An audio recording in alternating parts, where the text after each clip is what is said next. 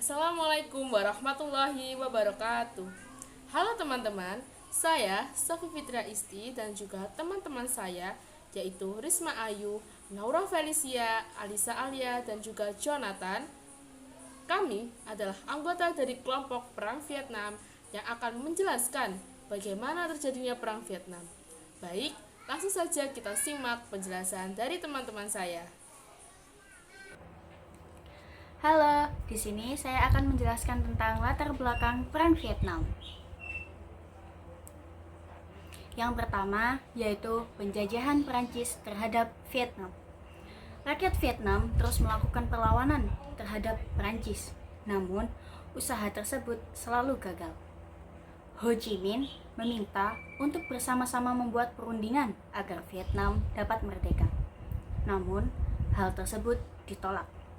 Selama Perang Dunia II, pergerakan Viet Minh di bawah pimpinan Ho Chi Minh berhasil memerdekakan dari tangan penjajah.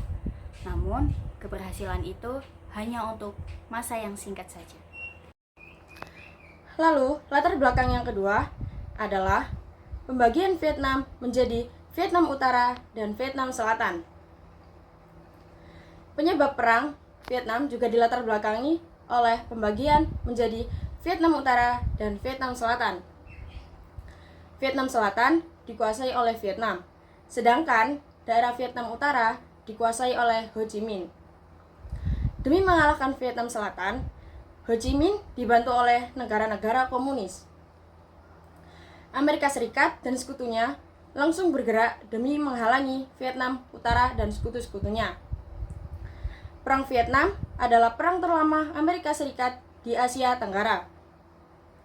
Pihak Amerika Serikat selalu menang dalam berbagai pertempuran. Namun, pada kenyataannya, Amerika Serikat kalah dan terpaksa harus meninggalkan Vietnam. Yang ketiga, latar belakang Perang Vietnam yaitu perbedaan ideologi antara Vietnam Utara dan Vietnam Selatan.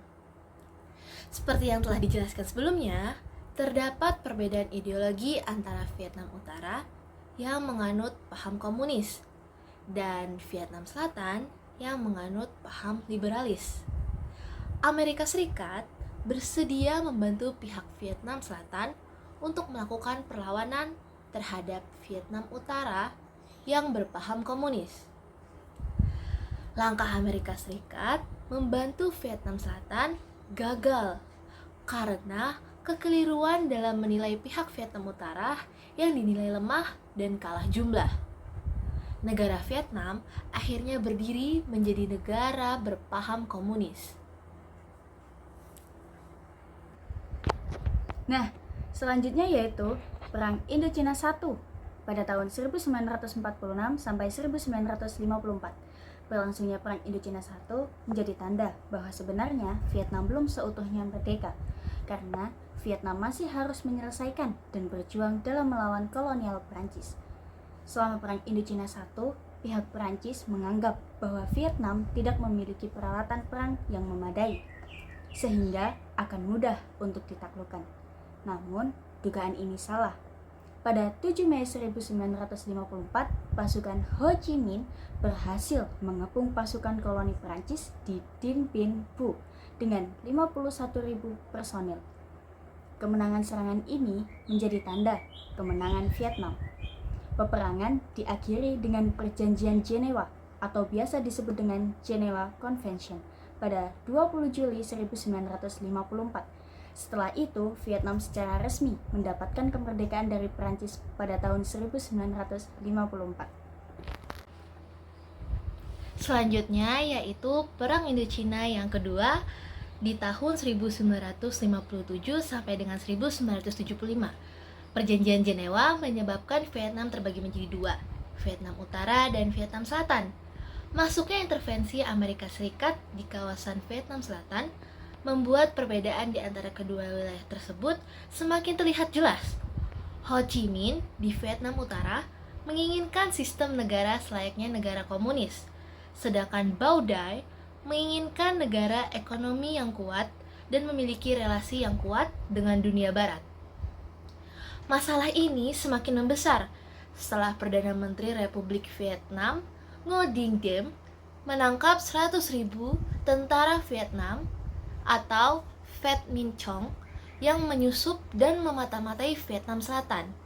Akibat masalah ini membuat Republik Demokratik Vietnam marah dan melakukan serangan balik. Hal ini menyebabkan pecahnya Perang Indochina II antara Republik Demokratik Vietnam, yaitu Vietnam Utara, dan Republik Vietnam, yaitu Vietnam Selatan. Perang Indochina II yang tidak dapat dihindari menyebabkan banyak korban berjatuhan, sehingga diputuskan untuk melakukan gencatan senjata pada tahun 1970. Perundingan ini dilaksanakan di Paris dan dihadiri oleh pihak Vietnam Utara, Vietnam Selatan, dan Amerika Serikat. Pada tahun 1972, disepakati gencatan senjata Vietnam yang diawasi oleh Indonesia, Kanada, Hongaria, dan Polandia. Namun, perjanjian ini dilanggar karena Vietnam Utara menyerang Vietnam Selatan.